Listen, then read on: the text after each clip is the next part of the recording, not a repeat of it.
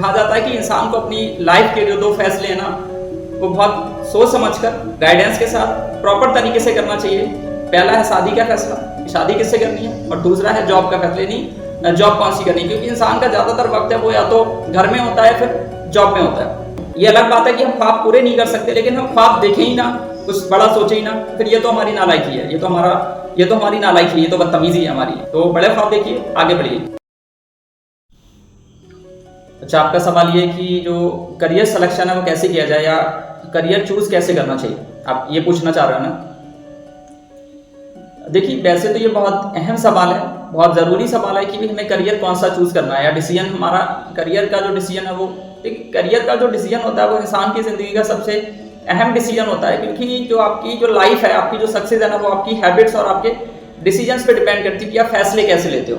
ठीक है, तो इस पर तो वैसे पूरी एक वर्कशॉप हो सकती है, पूरा एक लेक्चर हो सकता है, पूरा एक सेमिनार है, वेबिनार हो सकता है, बट मैं आपको ना 4-5 पॉइंट्स हैं उनके थ्रू समझा के ना इसको शॉर्ट में निपटा दूंगा। ठीक है, कहते हैं कि इंसान को अपनी लाइफ के 2 फैसले बहुत सोच समझकर गाइडेंस के साथ सलाह मशवरा से करने चाहिए। पहला है शादी का फैसला, यानी मैरिज किससे करनी है। दूसरा होता है आपका करियर, यानी जॉब कौन सी करनी है, क्योंकि इंसान का ज़्यादातर वक्त है या तो वो घर पे होता है या फिर जॉब में होता है। ठीक है, मैं यहाँ पे आपको 5 या 6 पॉइंट्स बता रहा हूँ जिसके थ्रू आपका जो करियर सिलेक्शन है वो थोड़ा आसान हो जाएगा और आपको एक रेफरेंस मिल जाएगा, गाइडेंस मिल जाएगा कि क्या क्या पॉइंट्स हैं, मैंने वो अपने माइंड पे रखने और किस तरीके से करियर को सेलेक्ट करना है। इसमें पहला पॉइंट है कि आप अपना पर्सनालिटी टाइप देखें कि आप इंट्रोवर्ट हैं या फिर एक्सट्रोवर्ट हैं, आपको अकेले रहना पसंद है फिर लोगों में रहना पसंद है।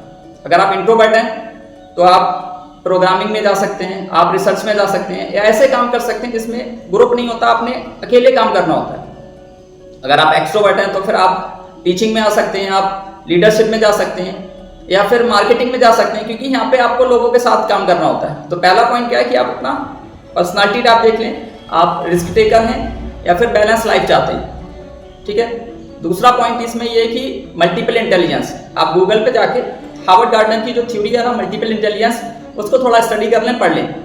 उसने 9 टाइप्स की इंटेलिजेंस बताई है, 9 टाइप्स का जो टैलेंट है वो हमारे अंदर होता है, और वो कहता है कि हर इंसान के अंदर एक इंटेलिजेंस बहुत स्ट्रांग होती है, वो उसका टैलेंट होता है। तो आप उसको जाके थोड़ा सर्च कर लें, आप देख लें कि आपके अंदर लॉजिकल इंटेलिजेंस है या फिर लिंग्विस्टिक इंटेलिजेंस है या फिर आप नेचर लवर हो।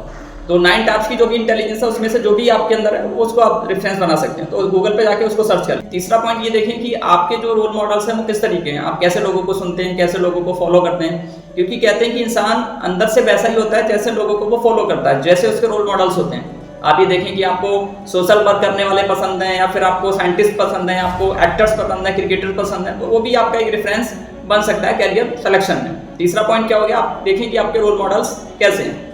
चौथा पॉइंट है कि आपकी जो इनर टॉक है, यानी आपके अंदर से कैसी आवाज़ आ रही है, आपके नेचर की जो आवाज़ है वो किस टाइप की है, क्योंकि इंसान का जो अंदर से भी आवाज़ आ रही होती है वो बता रही होती है कि तुम्हें ये नहीं करना, तुम्हें ये करना है, तुम्हें ये रास्ता नहीं लेना, ये लेना है। तो आपकी जो इनर टॉक है, इनर सेल्फ है, या जो अंदर की आवाज़ है ना, उसको भी इग्नोर ना करें, उसको भी सुना करें।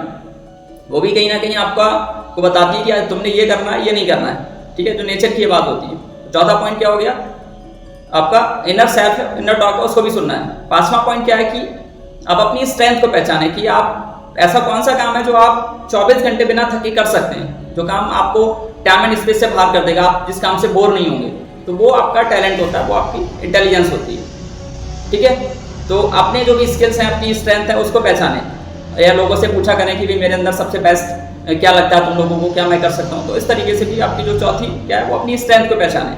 ठीक है, मतलब 5वां पॉइंट हो गया ये। छठा पॉइंट क्या है कि जब आपको कुछ समझ में ना आए, भाई कभी कभी इंसान इतना बेबस होता है कि तमाम कोशिशें, तमाम ट्राइयाँ करने के बाद भी वो बेबस होता है, उसको समझ में नहीं आ रहा होता है कि यार कौन सा करियर लूँ, कौन सा रास्ता लूँ। तो फिर आप दुआ किया करें, अल्लाह से गाइडेंस मांगा करें, क्योंकि अल्लाह फिर रास्ता दिखाता है। जब कहते हैं जब दुनिया के सारे रास्ते बंद हो जाते हैं तो फिर उसका रास्ता खुलता है, वो खोलता है दरवाजे। ठीक है, तो फिर गाइडेंस उससे मांगा करें। तो ये 5-6 पॉइंट्स हैं जिसके थ्रू आपके लिए जो करियर सिलेक्शन है वो आसान हो जाएगा और आप एक बेटर करियर जो भी है वो आप चूज़ कर सकते हो। तो पहला क्या है, आपकी पर्सनालिटी किस टाइप की है वो देख लें। दूसरा, ये गूगल पे जाके सर्च कर लें मल्टीपल इंटेलिजेंस को, वो भी आपका एक रेफरेंस बन जाएगा। तीसरा, ये देख लें कि आपके रोल मॉडल्स कैसे हैं। चौथा, ये देख लें कि आपकी स्ट्रेंथ क्या है। 5वां, ये देख लें कि आपकी जो अंदर से आवाज़ है वो क्या आ रही है। और छठा, ये देख लें, छठा क्या, दुआ करनी है, कोशिश के बाद भी दुआ करनी है, कोशिश पूरी होनी चाहिए उसके बाद दुआ होनी चाहिए।